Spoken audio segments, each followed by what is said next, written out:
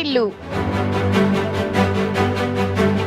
మన్యం జిల్లా Parvathipuram junior college ప్రాంగణంలో సంక్రాంతి సంబరాలు సాంప్రదాయకంగా భోగి మంటలు వేసి గోమాతకు పూజలు చేపట్టిన మంత్రి సంధ్యారాణి మరియు ఎమ్మెల్యేలు, అధికారులు.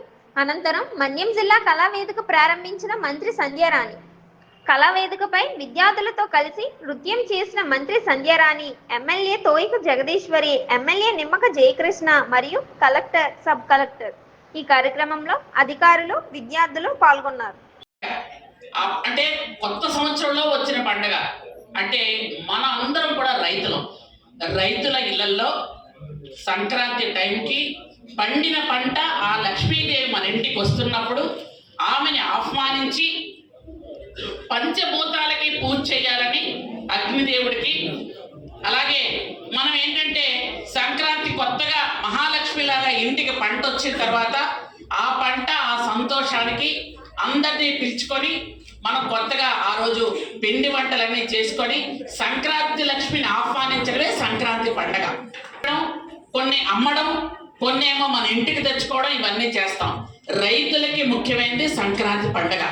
అందుకనే ఎడ్ల పందాలు పెట్టడం, మనం పట్టుకున్నటువంటి ఏరుకి పూజ చేయడం, పెద్దలు ఎవరైతే ఉన్నారో చనిపోయిన వాళ్ళందరికీ కూడా బట్టలు పెట్టడం, వాళ్ళని తలుచుకోవడం, ఇదంతా కూడా మన పండగ సాంప్రదాయాల్లో ఒక భాగం. అంటే మన సాంప్రదాయాలు మనకు తెలుస్తూ ఉంటాయి. ఇంట్లో తెలుగు మాట్లాడటం, ఈ సాంప్రదాయాలు తెలుసుకోవడం, ఇవన్నీ కూడా చేస్తే మన సంస్కృతి సాంప్రదాయాలను కాపాడినట్టుంటుంది.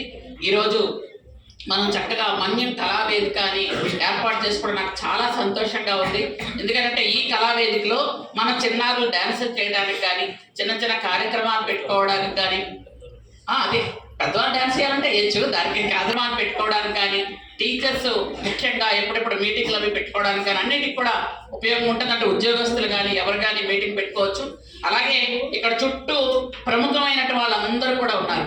పెద్దలు, ఆరాధ్యులు, పూజ్యులు అందరి ఫోటోలు చుట్టూ పెట్టారు, ముందుకు వెళ్ళడానికి పెట్టారు. కాబట్టి మనకి సంక్రాంతి అంత ముఖ్యం కాబట్టే మనకు 10 రోజులు సెలవులు ఇస్తున్నారు. అవునా కాదా? ఆటల పోటీలు పెడతారు, ఇవన్నీ చేసిన తర్వాత ప్రైజులు ఇస్తారు. ఆ రోజు ముగ్గులు వేయమంటారు. ఇవి ముగ్గుకు మనం చూడడానికి బాగుంటుంది.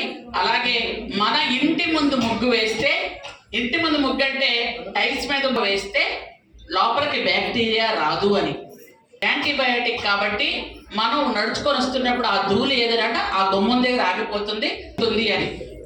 ఇంటికి తోరణాలు, వేపాకులు కడితే అది భవిష్యత్తు కోసమే చెప్పారు. ముగ్గులు కూడా అన్నీ ఉంటాయి కదా, వాటికి ఆహారం అది ఇంటికి వస్తుంది అని నమ్మకం. ఇవన్నీ కూడా పెద్దలు మనకు నేర్పినటువంటి కొన్ని ముఖ్యమైనటువంటి, మనకి ఇవన్నీ కూడా చాలా మందికి తెలియదు, మర్చిపోతూ ఉంటాం. కాబట్టి అందరూ కూడా చక్కగా చదువుకోండి. ఆల్ ది బెస్ట్ అందరికీ. మళ్ళీ ఇంకొకసారి, ఎందుకంటే సోమవారం నుంచి మీ అందరికి కూడా సెలవులు ఉంటాయి. ఆ తర్వాత మిమ్మల్ని ఎవరైనా డిస్టర్బ్ చేయ, ఇంట్లో అమ్మా నాన్నలతో అందరితో మనం కూడా అధికారులు అందరితో కలిసి సంతోషంగా పండుగ చేసుకోవాలని మరొకసారి మీ అందరినీ కోరుకుంటూ, తెలుసుకోండి, వీలైతే చదవండి, లేదా పెద్దవాళ్ళు ఉంటే తెలుసుకోండి. ఎందుకంటే ప్రతి కష్టానికి కూడా ఒక పరిష్కారం ఉంటుంది. ఆ పరిష్కారం ఎక్కడ ఉంటుందంటే ఖచ్చితంగా మన గ్రంథాల్లో ఉంటాయి.